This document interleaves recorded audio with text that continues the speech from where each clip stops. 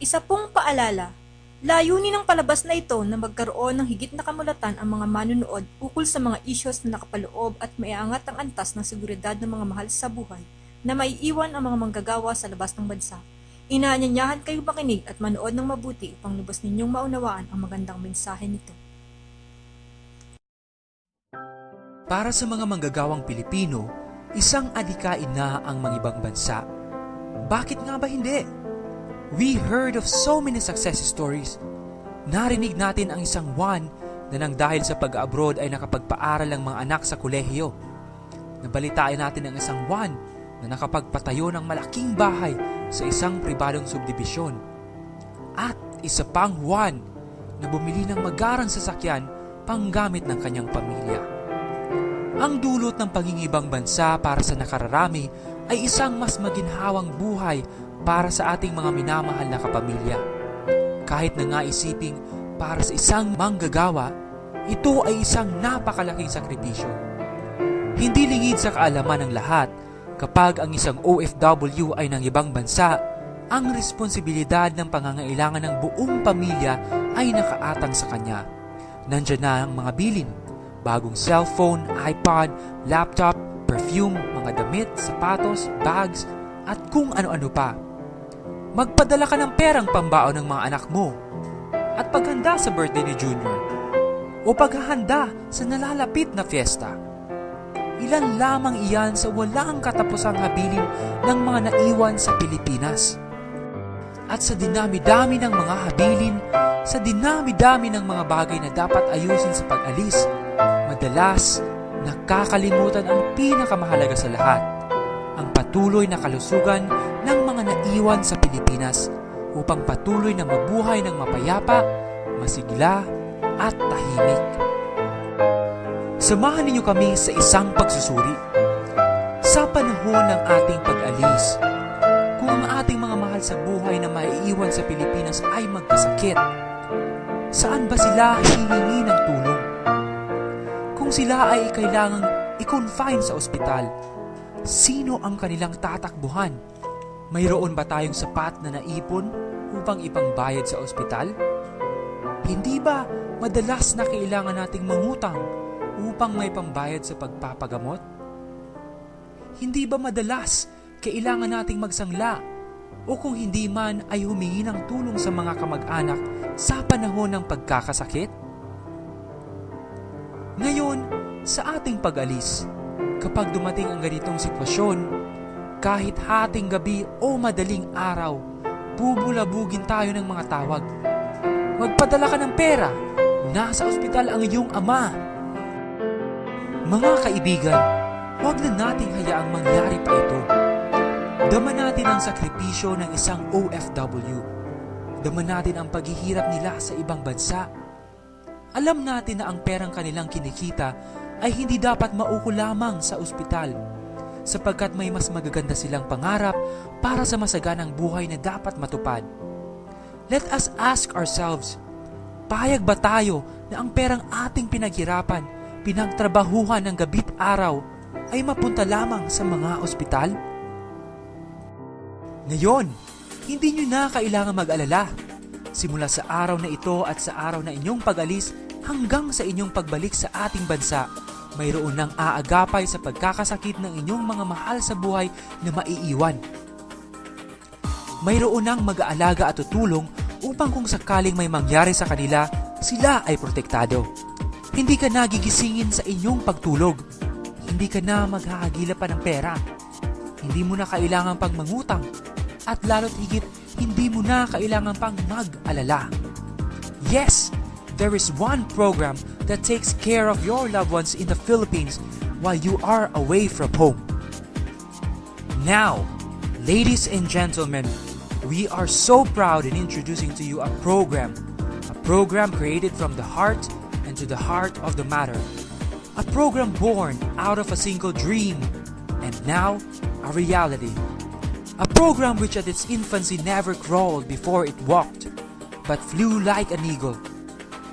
A program born in the Philippines but is now recognized worldwide. A program which started as a company vision, but now a global advocacy. Introducing the Exclusive Care Program. Yes, the Exclusive Care Program. Isang programang pangkalusugan na kinalulugdan at sinasapian ngayon ng mga papaalis na manggagawa o mga manggagawang ng ibang bansa upang makamit ang seguridad ng mga mahal nila sa buhay na maiiwan sa Pilipinas. Isang katuparan ng ating mithiin na malayo man tayo sa Pilipinas, dama pa rin ng mga naiwan ng ating pagmamahal. Kaya naman, ikinalulugod naming ibalita na ang lahat ng mga manggagawang Pinoy na paalis at umalis na ng bansa ay mayroon ng kabalikat sa pag-aalaga sa mga anak, asawa at magulang na kanilang iiwan. Isang programang kinasasalihan ng libu-libong manggagawang Pinoy sa kasalukuyan. Ano-ano ba ang benepisyong makukuha sa pagsali sa Exclusive Care Program? Una, magkaroon ng tinatawag na IWC Gold Card ang mga kasapi ng pamilya na ipinamiyembro. Kung siya ay magkasakit at kailangan mo ospital, ipapakita lamang ang Gold Card sa pinakamalapit na accredited hospitals at siya ay maaari nang i-admit. Walang hihingiin ng deposito. Depende sa planong pinili, ang halaga ng card ay maaaring 100,000, 60,000, 30,000 o kaya naman ay 20,000 pesos kada taon ng pagkakaospital. Pangalawa, kung ang kailangan lamang ng miyembro ay konsultasyon, maaaring bumisita sa pinakamalapit na accredited clinics o kaya naman ay ospital. Sa magkakaibang uri ng plano, maaari kang pumili ng benepisyong naaayon sa pangangailangan ng mga mahal mo sa buhay. Kung ang miyembro ay nakatira sa malapit sa mga clinics na pagmamay-ari ng aming kumpanya, maaaring magsadya sa mga clinic at libre na lahat ng konsultasyon at laboratorio kahit ilang beses pang gawin ito. Pangatlo, ang Exclusive Care Program ay ginawa para magkaroon ng libreng annual physical examination ang mga miyembro nito. Sa kada taon, ang bawat kasapi ay maaaring magpasuri kasama ang iba't ibang procedure gaya ng urinalysis, fecalysis, chest x-ray at complete blood count. Ito ay walang bayad at kasama sa mga benepisyo ng isang kasapi. Pang-apat, sa hindi inaasahang pagkakataon na may mangyari sa miyembro at siya ay sumakabilang buhay, ang mga naiwan ay makatatanggap ng insurance coverage na nagkakahalaga mula 20,000 pesos hanggang 50,000 pesos depende sa planong napili. Ang mga naiwan nila sa buhay ay mayroong pagsisimulan sa pagpanaw. Kung ang dahilan ng pagkasawing palad ay aksidente, doble ang lahat ng mga benepisyong ibibigay sa mga naiwan o designated beneficiaries. Panglima, hindi lamang benepisyong pang-medikal ang handog ng Exclusive Care Program, sapagkat ito ay may kasama ring dental benefits. Kung kailangan ng miyembro na magpabunot ng ngipin, libre na. Kung kailangan ng kasapi na magpalinis ng ngipin, libre na rin. Temporary filling, libre rin. Pag-adjust ng dentures, libre rin. Saan ka pa? Sa Exclusive Care Program ka na. Yes, Exclusive Care Program provides a complete package of benefits from hospital consultation to hospital confinement, from annual physical examination to dental coverage, from illness to death coverage. Yes, this coverage is so complete. What else could you ask for? At ngayon sa napapanahong programang ganito, alam natin na mayroon tayong mga katanungan. Saang hospital ba maaring gamitin ang Gold Card? Sa kasalukuyan, mayroon tayong mahigit kumulang na 400 accredited hospitals sa buong Pilipinas at mahigit 8,000 accredited doctors and specialists. Ang mga ospital ay matatagpuan sa ang panig man ng Luzon, Visayas at Mindanao, lalo't higit sa Kamaynilaan. Sino-sino ba ang pwede maging miyembro ng makabagong programang ito? Kung ang mga mahal mo sa buhay ay nasa edad 5 hanggang 70 taon, maaari mo silang isali upang makinabang sa mga nabanggit na benepisyo. Paano ba sumali sa napapanahong programang ito? Napakadaling sumali. Kumpletuhin lamang ang form, isulat sa applicant's name ang pangalan na nais ninyong ikuha. Sa pangalan naman ng sponsor, ay kung sino ang OFW na mag-sponsor sa kasapi ng kanyang pamilya, maaaring pumili ng paraan ng pagbabayad. Maaaring credit card or auto-debit sa mga bangkong kapartner gaya ng BPI, BDO, Land Bank at Metrobank. Maaari ding sumali online sa pamamagitan ng pagbisita sa www.filipinohealthcare.com at pindutin ang sign up sa homepage nito. Magkano naman ang magpamiyembro para wala na tayong dapat na alalahanin pa sa ating pag-alis?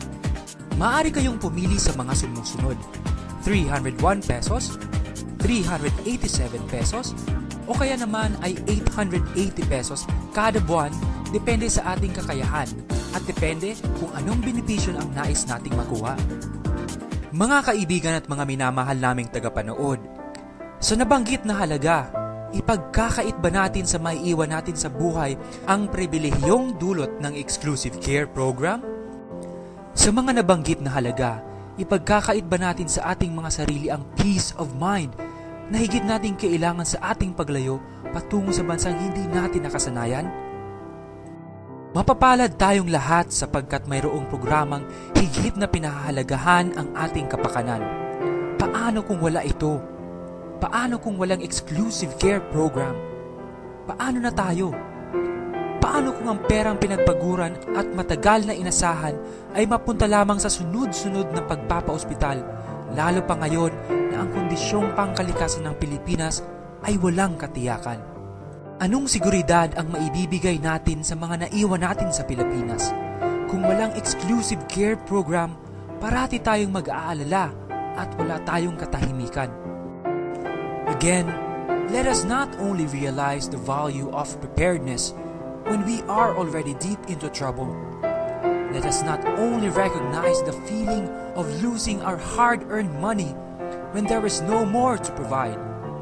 And lastly, let us not regret or blame ourselves for inaction when our pockets have already been stolen away by illness or even by death. Ang pagsali sa exclusive care program ay isang matalino at napapanahong desisyon. Ang pagtanggi sa pagsali sa exclusive care program ay pagwawalang bahala sa ating pinaghirapan at pagpapabaya sa mga mahal natin sa buhay. Mga kaibigan, ang paghikayat namin na mapasali kayo sa exclusive care program ay isang advokasya. Advokasya ng isang kumpanyang pinanday ng talino, tiyaga at pagpapalang dulot ng mabuting pakikipagkapwa. Isang kumpanyang nagbigay serbisyo at patuloy na nagbibigay serbisyo sa sambayanang Pilipino sa loob ng mahigit na 25 taon. Mula noon hanggang ngayon, daan-daang libong Pilipino na ang nabiyayaan at nakinabang sa serbisyong alay ng IMS.